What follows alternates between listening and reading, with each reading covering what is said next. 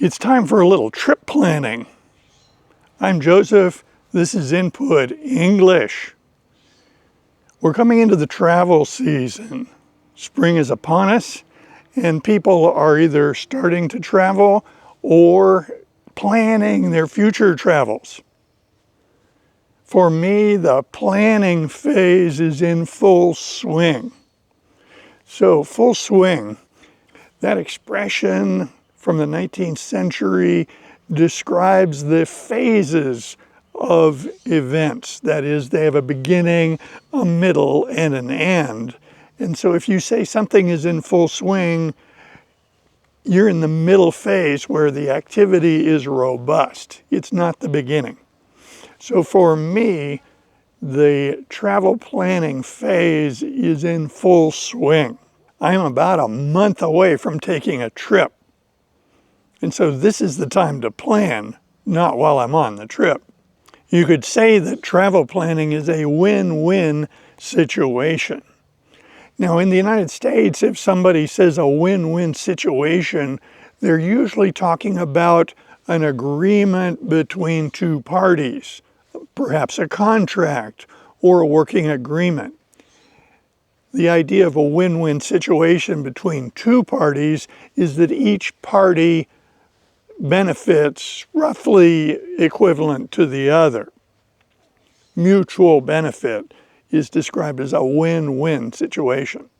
But if you're dealing with one person or one entity, you can still refer to a win-win situation. It's less common, but you can use the term, and that is if you realize a double benefit. So that's my use of the term win-win. It's a win-win for me, but why? Well, first of all, I get the enjoyment of the planning process. Now, I learned this from my wife.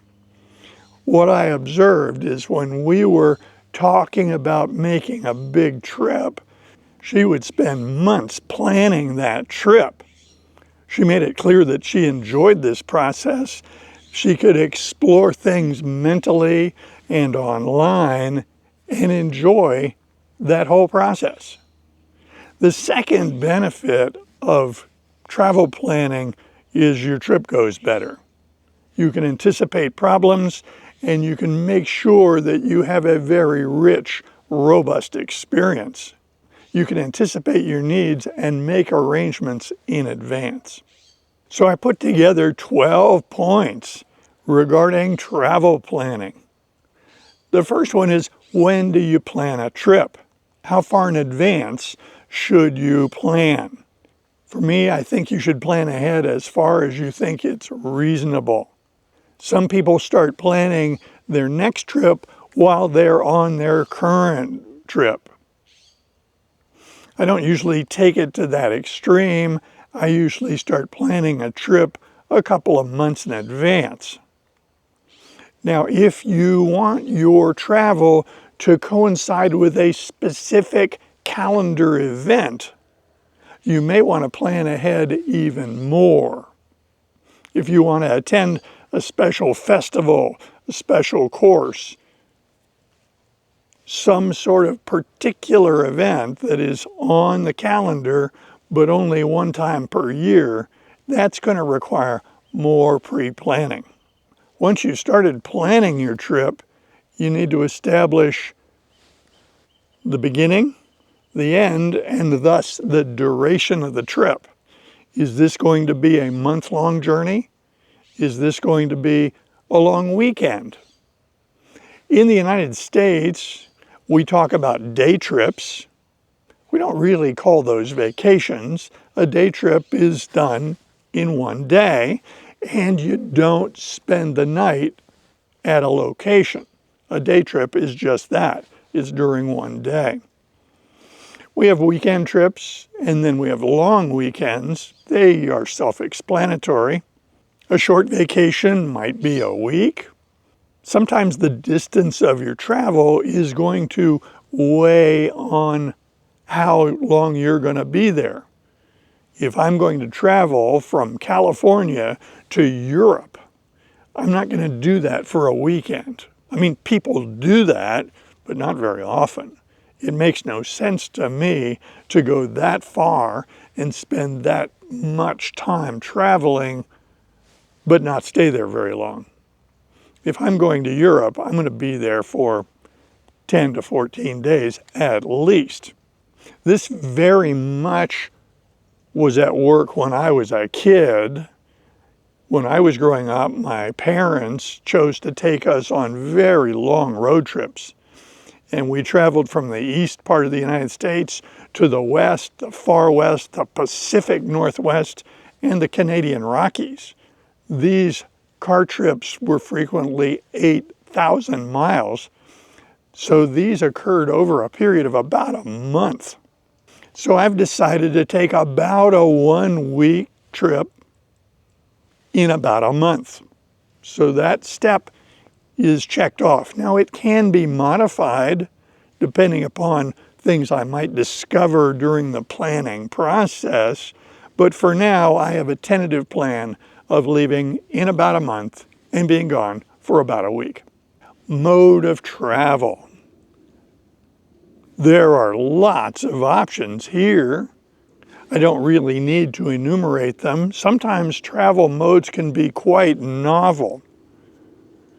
There's a trip that some people take in the United States that is quite novel, and I will probably make a video about it in the future, and that is the Great Loop.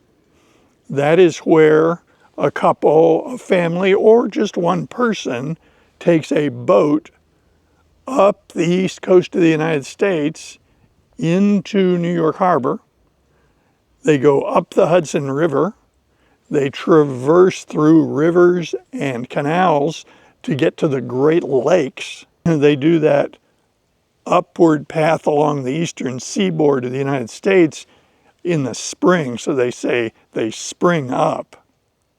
They spend the summer in the Great Lakes, and then they enter the Mississippi River and go down toward the Gulf of Mexico. Once in the Mississippi River, there are other river options that can be taken. It doesn't have to be all on the Mississippi. There are other rivers that connect. The expression for that is they fall down the Mississippi because during the fall they go down toward the Gulf. And then in the winter they are back in the Gulf of Mexico. That Great Loop is much discussed on the internet. People that do that trip are called loopers. Some people have made that huge voyage more than once. We have talked about doing that, but I have no plans to do it at the present time. Such a trip usually takes about 9 months. And as I've said in other videos, I have other fish to fry. So for my upcoming trip, I'm not planning on flying anywhere. I'm not going by bicycle to any destination. I'm going to drive the car. So we would call this a road trip. Once you've chosen your mode of travel, the next question is, what is your style of travel? Is this going to be bare bones on a shoestring?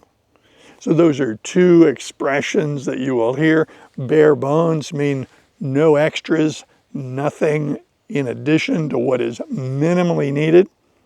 On a shoestring means very cheap with nothing extra. A shoestring operation is minimalist. In contrast to a bare bones trip or a very budget conscious trip, one could take a very luxurious trip. I choose in between. I don't want to be terribly uncomfortable, but at the same time I have no interest in high luxury. The next question is, what is the route of travel? If you're making a trip, there is a pathway. It leads you away from home, and then it leads you back to home. And the question is, what route did you choose? So I'm choosing a route through the desert Southwest. I would like to go to some remote places in Utah, and then I'd like to go down south of there into New Mexico. I have a list of potential destinations, but this list is not mature yet. This is still in the early planning stages, but I have a few places I would like to go. The first place I would like to go for sure is Escalante, Utah. And I would say that my plan to go to Escalante is definite. So if I'm making a trip in a car, there's going to be a lot of travel time. And the question is, how do I use that time? Well, you might anticipate the answer to this one, because being a devotee of comprehensible input, you can bet I'm going to be getting a lot of input along the way.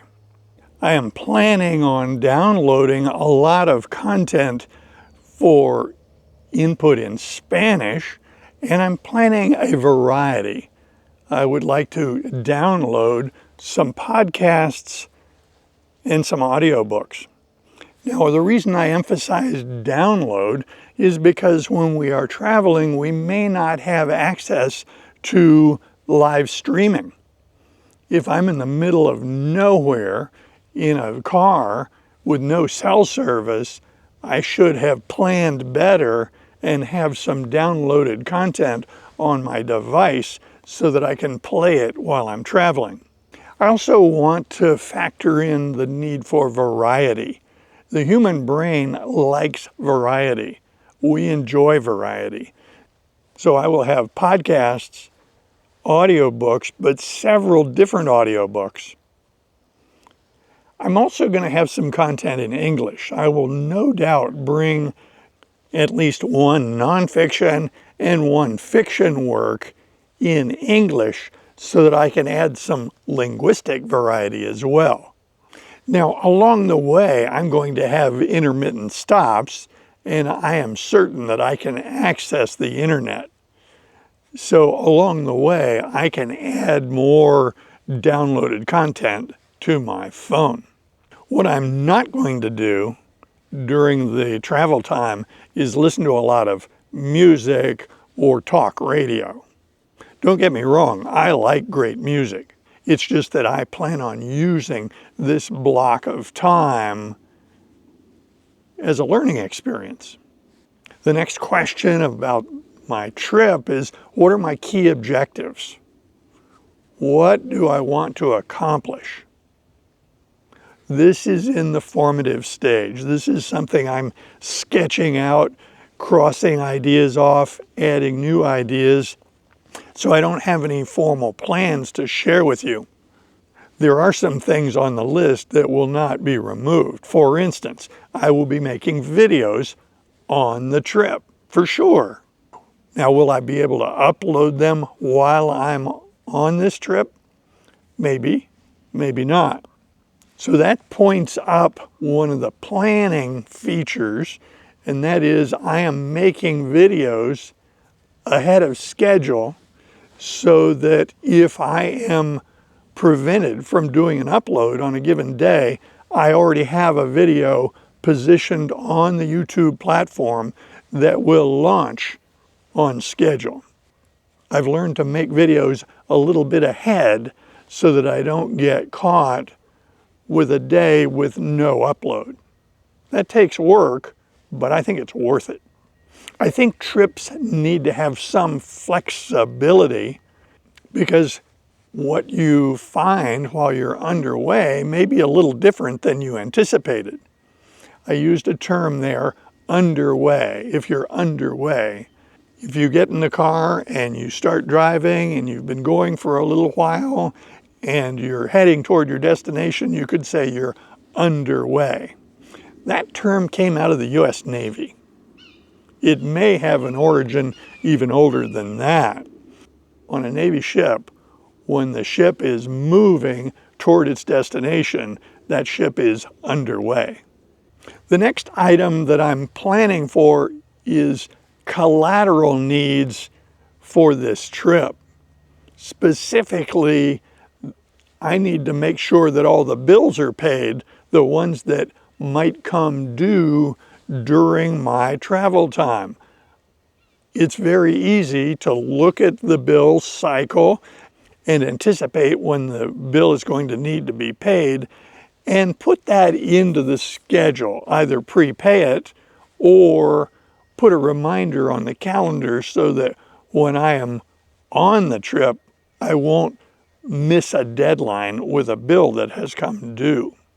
The next thought is, what sort of lodging would I choose? Now, this goes back to the style of travel. Is this going to be a bare bones trip, trying to be very economical, a very luxurious trip, or somewhere in between? For the places that I am going, most of the time I will probably spend a night in a motel. Motel is a word in the United States for a motor hotel, a hotel that is near a highway and set up for travelers. It's a subtle distinction between hotel and motel.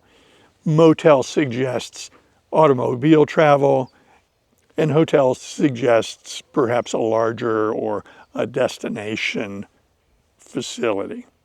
An alternative to staying in a motel could be camping, could be a recreational vehicle. I could take our trailer. I'm not taking the trailer this time. This is going to be just a road trip with motel stays, but I am taking a tent. There may be opportunities to camp 1 or 2 nights. This is not a camping trip. Some of my destinations that are on the tentative list would be best done with a night of camping. 2 in particular. If I camp on the trip, you will know because I'm going to make a video about it, including how I set up the campsite and where I am. You'll be there. What about weather? You can't really control the weather. Well, in the desert Southwest, the weather is not terribly unpredictable. There can be rainstorms, thunderstorms, hailstorms. They do exist, but during the time in the spring that I'm going to be traveling, those are not real likely events. I will monitor the weather and make sure that my plans are compatible with the weather as forecast at that time. Weather forecasts a month from now are not very accurate. I am planning on traveling before it gets real hot. A trip to the desert Southwest of the United States in early August would be dreadfully hot, and that I don't have planned. I need a checklist. I need a very detailed checklist of the things I need to put in the car before I take off. I don't want to be 100 miles from here and realize that I forgot a lot of important things, because the solutions for that, once you're underway, can be kind of expensive. Buying things that you wouldn't ordinarily have to buy, but for the fact that you forgot them. So I am developing from an old checklist my new checklist, and I want to make sure that it includes anything special that I need. I've thought about maybe taking a setup to make some astrophotographs, that is, some sky photographs at night. Should I bring a telescope? It's possible. The trouble with bringing a lot of gear is it puts you at cross purposes. The more gear you have, the more difficult the trip becomes. I like to travel light, but I don't want to travel so light that I don't have what I need. The way I get around that problem of being at cross purposes is make the decisions beforehand and have it reflected in the checklist. So that's where I stand. My travel planning is in full swing. It will progress over the next several weeks. There are things that I will cross off my wish list, other things I will add in. I will refine this planning phase until it's time to depart, about a month from now. You can anticipate that you will be brought along on this journey. I invite comments below, and if you like videos like this, be sure to click on this one next. See you soon.